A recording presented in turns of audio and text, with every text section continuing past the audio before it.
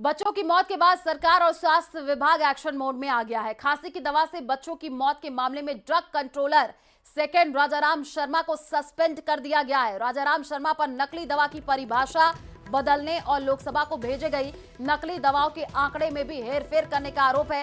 राजाराम शर्मा पर दवाओं में सॉल्ट की मात्रा के आधार पर मानक निर्धारण की प्रक्रिया को प्रभावित करने का आरोप है। राजाराम शर्मा पर नोट शीट में गैर कानूनी तरीके से छेड़छाड़ करने का भी आरोप है। आपको ग्राफिक्स के जरिए भी समझाएंगे क्या कुछ ये पूरा मामला रहा। तो ये देखिए, बड़ी खबर जो इस पूरे मामले में निकल करके सामने आ रही है वो आपको बता रहे हैं। जानलेवा दवाई है तो कार्रवाई अब इस पूरे मामले में शुरू हो गई है। नकली दवा की परिभाषा बदलने वाला जो अफसर है उसको सस्पेंड कर दिया गया है। ड्रग कंट्रोलर राजाराम शर्मा ने ही परिभाषा बदली थी, ऐसी जानकारी है। और ये देखिए, आपको ग्राफिक्स के जरिए हम समझा रहे हैं कि आंकड़ों में जो हेरा फेरी हुई है उसके लेकर के क्या कुछ अपडेट है। डीजीसीए को 1 जनवरी 2022 से 2024 तक 55 दवाओं को जानकारी दी। नीति आयोग को जून 2025 तक 60 नकली दवाओं की सूचना भेजी गई और साथ ही साथ राजस्थान विधानसभा को 44 नकली दवाओं का आंकड़ा भी भेजा गया है। तो देखिए, ग्राफिक्स के जरिए आपको समझा रहे हैं। ड्रग कंट्रोलर पर नकली दवा बनाने वाली कंपनियों को बचाने का आरोप लगा है। ड्रग कंट्रोलर 2 ने नोट शीट में गैर कानूनी तरीके से छेड़छाड़ की है। राजाराम शर्मा पर नकली दवाओं के आंकड़ों में हेरफेरी का आरोप लगा है। तो आंकड़ों में जो हेरफेरी हुई है उसका क्या कुछ मामला है, आंकड़े हम आपको बताना। डीजीसीए, नीति आयोग, विधानसभा को अलग अलग आंकड़े भेजे गए हैं। डीजीसीए को 1 जनवरी 2022 से 2024 तक 55 दवाओं को जानकारी दी गई है। नीति आयोग को जून 2025 तक 60 नकली दवाओं की सूचना भेजी गई है। तो ग्राफिक्स के जरिए हम आपको ये समझा रहे हैं। उधर स्वास्थ्य विभाग ने कफ सिरप सप्लाई करने वाली कंपनी एसेंस फार्मा की 19 प्रकार की दवाओं पर अगले आदेश तक रोक लगा दी है। इसके अलावा अन्य दवा कंपनियों के डेक्स्ट्रोमेथॉर्फन कफ सिरप के वितरण पर भी रोक लगा दी गई है। साथ ही केंद्रीय स्वास्थ्य मंत्रालय ने हेल्थ एडवाइजरी जारी करके ये कहा है कि 2 साल से कम उम्र के बच्चों को कफ सिरप न दी जाए। इससे बड़े बच्चों को यदि कफ सिरप दिया जाए तो उनका इस्तेमाल सावधानी पूर्वक किया जाना चाहिए। यानी जिस बच्चे को दवा दी जा रही है उसे कड़ी निगरानी में रखा जाए, उसे उचित खुराक दी जाए। तो क्या कुछ एडवाइजरी जारी की गई है वो भी हम आपको ग्राफिक्स के जरिए समझाएंगे। और हमारे साथ फिलहाल 2 संवाददाता लाइव जुड़ चुके हैं, उन्हीं का रुख कर लेते हैं। आसिफ हमारे साथ जुड़ चुके हैं और साथ ही साथ दीपक पुरी भी हमारे साथ लाइव भरतपुर से जुड़े हुए हैं। सबसे पहले सवाल आसिफ से ले लेते हैं। आसिफ, क्योंकि ये पूरा मामला तूल पकड़ता हुआ चला गया, हमने देखा किस तरीके से इस पूरे मामले में अब जांच तेज कर दी गई है, फिलहाल अपडेट दीजिएगा। जब से कफ सिरप का मामला प्रदेश में गहराया है, इसकी संवेदनशीलता को देखते हुए 2 बच्चों की मौत के बाद में राज्य सरकार ने इसको लेकर बहुत गंभीर कदम उठाए हैं। अगर ऐसा कहा जाए कि राज्य सरकार ने साफ तौर पर ये मन बना लिया है कि ऐसी दवाई कंपनियां जिनके सॉल्ट में प्रॉब्लम है, जिनके सॉल्ट में दिक्कत है, ऐसी सभी दवाई कंपनियों के ऊपर जो है वो पैनी नज़र रखी जाएगी। लेकिन फिलहाल जिस डेक्स्ट्रोमेथोरेपन की आप बात कर रही हैं उसके ऊपर रोक लगा दी गई है। ये जो कैसेंस फार्मा इस तरह की दवाइयाँ बनाता है, इसकी 19 प्रकार की दवाइयाँ, यानी जो 19 प्रकार की दवाइयाँ, उनके सभी पर अग्रिम आदेश तक वितरण पर रोक लगा दी गई है। ये दवाइयाँ आयुषी यहाँ पर मुख्यमंत्री निःशुल्क दवा योजना में वितरित की जाती थी, लेकिन जैसे ही मेडिकल टीम का गठन किया गया 2 बच्चों की मौत के बाद में, तो ये तय किया गया कि फिलहाल इन सभी 19 प्रकार की दवाओं के सैंपल, इनके सॉल्ट की जांच की जाएगी। उसके बाद में जैसा भी जांच में जो नतीजे आते हैं उसके बाद में इस पर फैसला लिया जाएगा। साथ ही साथ जो डीसीजीआई है उसने भी एडवाइजरी जारी की है, 5 साल से बड़े बच्चों को ही ये दवा दी जाए। 2 साल से छोटे बच्चों को किसी प्रकार की स्थिति में ये दवा ना दी जाए। बच्चों, गर्भवती महिलाओं के लिए ये दवाइयाँ हानिकारक हो सकती हैं, इसकी चेतावनी भी जारी की जाए। केसेंस फार्मा के 2012 से अब तक 42 सैंपल फेल हो चुके हैं। यानी आप अंदाजा लगाइए कि 2012 से ये जो केसेंस फार्मा है ये अपने दवाइयों के सैंपल लेकर मेडिकल कमेटी के पास जाता है, मेडिकल टीम के पास में जाता है, और जितनी बार ये अपनी दवाइयों के सैंपल देता है उतनी बार, यानी 42 सैंपल अब तक फेल हो चुके हैं। उसके बावजूद इन दवाइयों की सप्लाई जारी थी। आप अंदाजा लगा सकते हैं लापरवाही का। कंपनी ने फिलहाल सप्लाई की 19 प्रकार की दवाओं की आपूर्ति अग्रिम आदेशों तक रोक लगा दी है। अब सवाल ये है कि इसका असर जो है वो दूसरी जो कफ सिरप बनाने वाली कंपनियां हैं उनके ऊपर भी आएगा। अगर उनके अंदर भी इस सॉल्ट की कमी पाई जाती है, ये सॉल्ट नहीं होता है, तो इसका असर उनके ऊपर भी होगा। खास तौर पर एक एलिमेंट है जिसको डेक्स्ट्रोमेथोरेपन कहा जाता है, इसी को लेकर सारी जांच जो है वो शुरू की गई है। फिलहाल कार्रवाई के निर्देश दे दिए गए हैं। विस्तृत और गहन जांच के लिए विशेषज्ञ समिति भी गठित कर दी गई है। अब ये दवाई 4 साल से छोटे बच्चों को नहीं मिलेगी। साथ ही साथ ऐसी वो तमाम दवाइयां, उनके ऊपर एडवाइजरी जारी होगी। बच्चे, गर्भवती महिलाओं के लिए ये दवाइयां हानिकारक हैं, ऐसी चेतावनी जारी की जाएगी।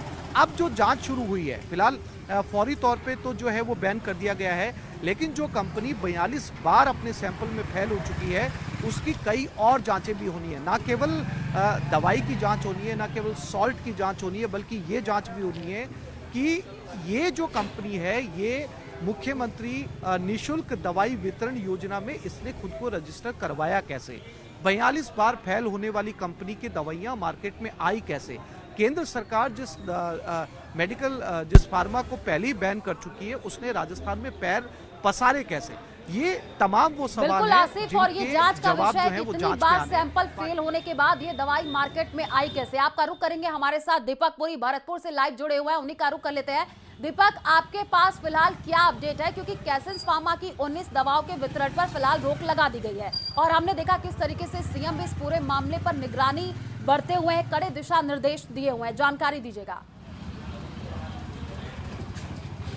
देखिए, इस जो डेक्स्ट्रोमेथोरेन सिरप है काशी की, इसका जो सबसे पहला केस है वो भरतपुर जिले के बयाना जो उपखंड इलाका है कलसाड़ा, वहाँ पर आया था। जो एक बच्चा जिसको ये खांसी की सिरप दी गई थी, उसकी तबीयत बिगड़ी और उसे जयपुर अस्पताल में भर्ती कराया। लेकिन जो डॉक्टर थे ताराचंद योगी, जो कलसाड़ा जो पीएससी है वहाँ के प्रभारी थे, उन्होंने भी इस दवाई को लिया था। वो बेहोश हो गए थे, उनको लोकेशन ट्रेस करके उनका पता लगाया गया और उसके बाद फिर अस्पताल में भर्ती कराया गया और उसके बाद जयपुर रेफर किया गया।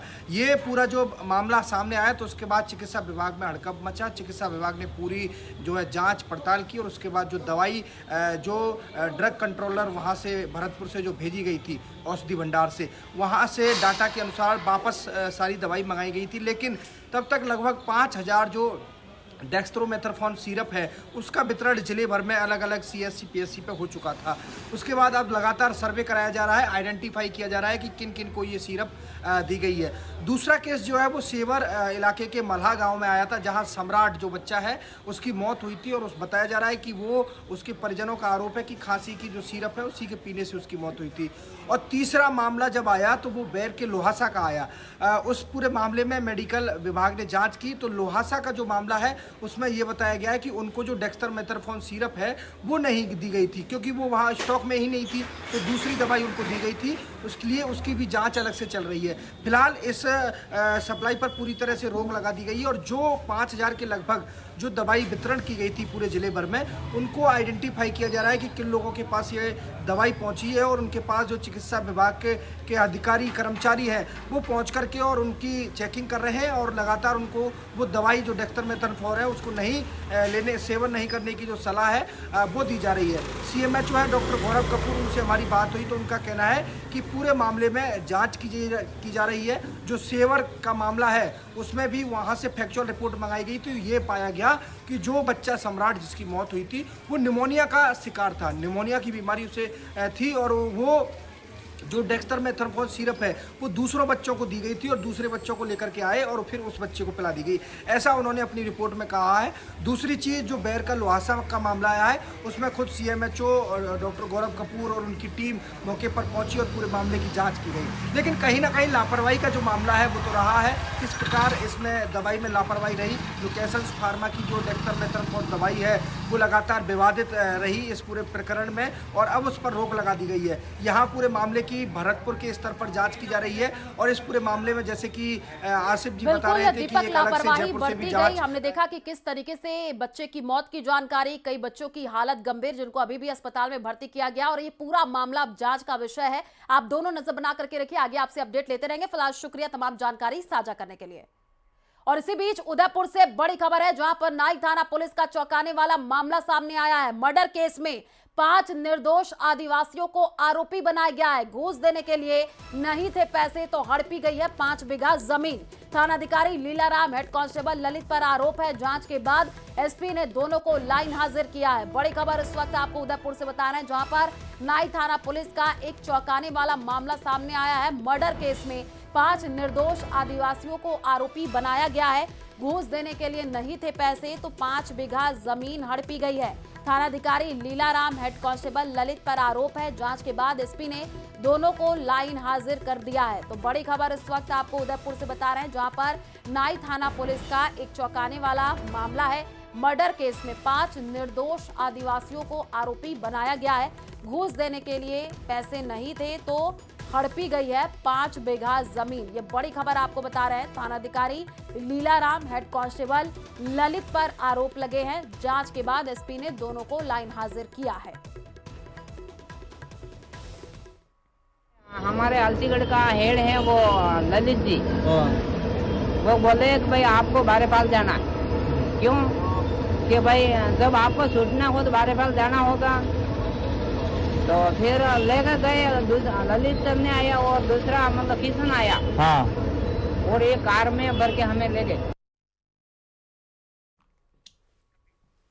और ज्यादा जानकारी के लिए संवाददाता कपिल हमारे साथ जुड़ चुके हैं। कपिल, अभी फिलहाल जानकारी क्या है, क्योंकि जानकारी जो अभी निकल करके सामने आई है कि एसपी ने दोनों को लाइन हाजिर कर लिया है। पूछताछ में क्या जानकारी? बिल्कुल, देखिए जैसे ही इस मामले का पता चला था, क्योंकि मार्च 2025 का ये मामला था, उसके बाद में विभागीय जांच इस मामले में की गई और विभागीय जांच में इस बात की पुष्टि हुई कि ललित कुमार द्वारा एसएचओ की मिलीभगत के साथ में इस पूरे खेल को खेला गया है। रिश्वत के रूप में गरीब आदिवासियों की जमीन हड़पी गई है। तो इस मामले में अब कार्रवाई करते हुए एसएचओ लीलाराम और ललित कुमार को लाइन हाजिर कर दिया। लेकिन जो पुलिस अधिकारियों का कहना है कि एसएचओ स्तर पर कार्रवाई डीजीपी लेवल पर होती है, तो ऐसे में जो पूरी फाइल है, पूरी जांच जो है वो डीजीपी को जयपुर भेजी गई है और अब आगे की कार्रवाई डीजीपी स्तर से एसएचओ पर होगी, क्योंकि एक अनोखा तरह का मामला है, संगीन तरह का मामला है। क्योंकि जब निर्दोष लोगों को गिरफ्तार किया गया और पुलिस को पता था कि वे निर्दोष है, लेकिन उसके बावजूद उन्हें छोड़ने के एवज में सौदेबाजी की गई। वो लोग जब रुपए देने में असमर्थ थे, उनके पास में पैसे नहीं थे, तो ऐसे में तकरीबन 4.5 बीघा जमीन जो है उनकी वो हड़प ली गई।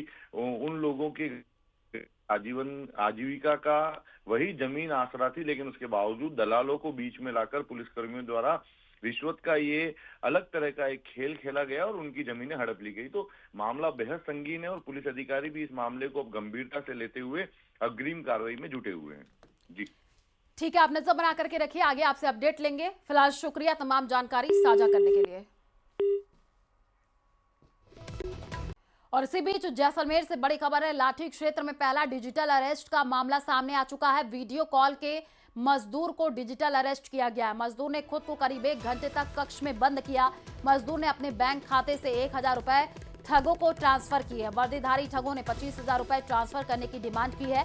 मजदूर के भाई बदमाशों को वीडियो कॉल पर लताड़ लगाई है। फटकार के बाद साइबर अपराधियों ने वीडियो कॉल कट कर दिया है। घटना के बाद लोगों में डर और भय का माहौल बना हुआ है। बड़ी खबर इस वक्त जैसलमेर से, जहां पर लाठी क्षेत्र में पहला डिजिटल अरेस्ट का मामला सामने आ चुका है। वीडियो कॉल करके मजदूर को डिजिटल अरेस्ट किया गया। मजदूर ने खुद को करीब 1 घंटे तक कक्ष में बंद किया। मजदूर ने अपने बैंक खाते से 1000 रुपए ठगों को ट्रांसफर भी किए हैं। वर्दीधारी ठगों ने 25,000 रुपए ट्रांसफर करने की डिमांड कर दी। मजदूर के भाई बदमाशों को वीडियो कॉल पर लताड़ लगाई है। फटकार के बाद साइबर अपराधियों ने वीडियो कॉल कट कर दिया।